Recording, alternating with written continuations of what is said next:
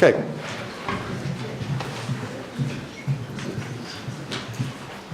Hi everyone, I'm Charlotte. This is Maria. And we're DS3. That's what we just left. A little bit about what we said in our blog. I'd say DS3 confronts imagination, ideology, and narratives of power that produce and are produced by architectural and territorial projects. By projects we mean objects, cities, landscapes, and states. We look at architecture's role as an instrument of political agency, which is related to the figure of the architect, and the figure of the architect in relation to power. We have a committed and critical reading of the site on a multitude of scales, from the individual subject, looking at Marquis de Deleuze, all the way through to the extra state, which we will speak about during the year, and look at the work of Kelly Easterling, and everything in between. So,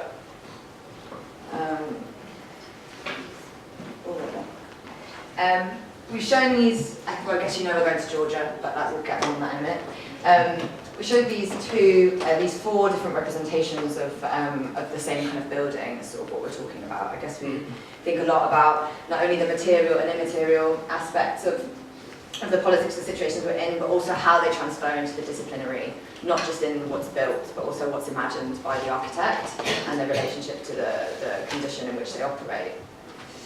I'm going to elaborate a bit on what we mean by project, because I never did that in the last few years, and it took a lot. So we use this term a lot, and we use it in the sense of both noun and verb, okay? Not just what a project is, but also what it does, and how it projects forth. So,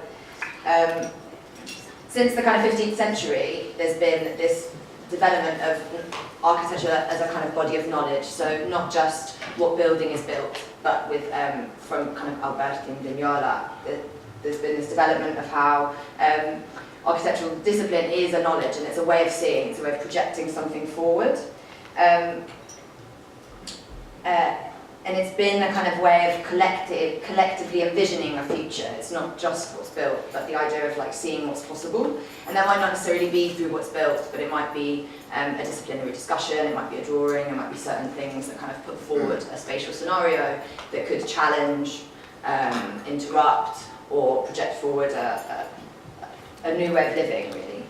I guess a simple explanation of that might be the example of the No Stop City by Architektum, which basically kind of in the 70s, kind of technically the brief was to just look at this kind of territory between Florence and Rome, and the kind of rising use of like the motorways and things like that. But by putting forward this project for No Stop City, I don't know if people know it, it's really seminal, and by projecting forward a scenario that kind of accelerated the scenario, they resaw how it could become, and then it really curbed the discourse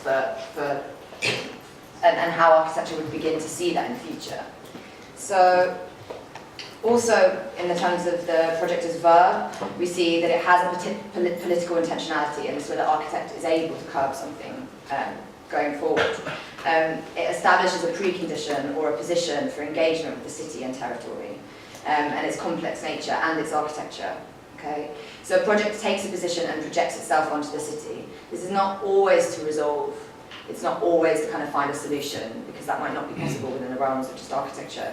But what architecture can do is it can really reveal potentials and possibilities, and it also can highlight hidden conflicts that might not be visible. It often works to establish or destabilize an established order, or set forth a new agenda. So that might be because it's supported by the state through avant-garde projects of certain extremity of importance and significance, but it also can be this kind of springboard for the architects to kind of set themselves forward as they kind of like emerge in their career. So, for example, with the state, the relation to the state, especially this year, we're kind of looking at a site that is kind of the base of one ideology has felt through, and another kind of ideological kind of like imposition is about to take place on it, or is beginning to take place. So we really kind of care about working at how these images are produced and how they have a political effect. we're interested in the tension between object and landscape in this way. So not just the object as form or the landscape as a topography, but the space in between. This is where social and geographical political forces are manifest, and this is where they produce each other. So we're kind of famous for like thinking about objects and thinking about land, but it's actually this bit in between that we're really bothered about. Whilst we look at objects and landscape for what we are, we look at what they do, the verb and noun again, at a geopolitical scale, and how geopolitics affects the object scale. And that might not always be large, okay? That can really take place on the level of the kind of subjective, either individual or mass experience of life. And that fuels architecture's capacity to act both as service, but also as propaganda, for ideology, for state, for extra state, okay? I guess here's again another example of Berlin Wall and Exodus, voluntary prisons of architecture by Kohlhaas, whereby a very real material, architectural and spatial condition was kind of conceived of, conceptualized and sent forth within the discipline to kind of really change and understand how we interact with kind of the hard stuff, right? And also, I guess we'll use this example of the story of the pool by Kohlhaas, who I might put forward as a kind of architect or theoretical architect of late capitalism. He began speculating with Exodus, the project before, but he also kind of, as a kind of figure, as a public intellectual, kind of produced narrative, produced fiction, produced painting, produced loads of work around him that shows a kind of a geopolitics through all the ways in which he operates. So I don't know if people know the story of the pool. Do you know this? Basically, in a nutshell, it's like a fiction about like Russian architects from Moscow who swim in this mobile pool and they're kind of trying to reach New York, right? And that's a very brief way of talking about it, but there's so much involved with how he conceived of that. There's so many ideas of like East and West that were done. And Wallace was an architect, I mean, he began as a journalist and wrote a lot of fiction. So it's almost how, like the project even of narrative can kind of produce a way of thinking about like geopolitics, right? So commitment to these kind of things so far has kind of settled us, let's say, in our third year now, on a tension between infrastructure and monument, okay? We look at how both infrastructure and monuments reproduce and become each other. We'd say the way in which they do that is through the spectacle. So for the whole year we'll be looking at this kind of triangle of monument, infrastructure, and how the spectacular operates and kind of blends these two architectural kind of interventions together.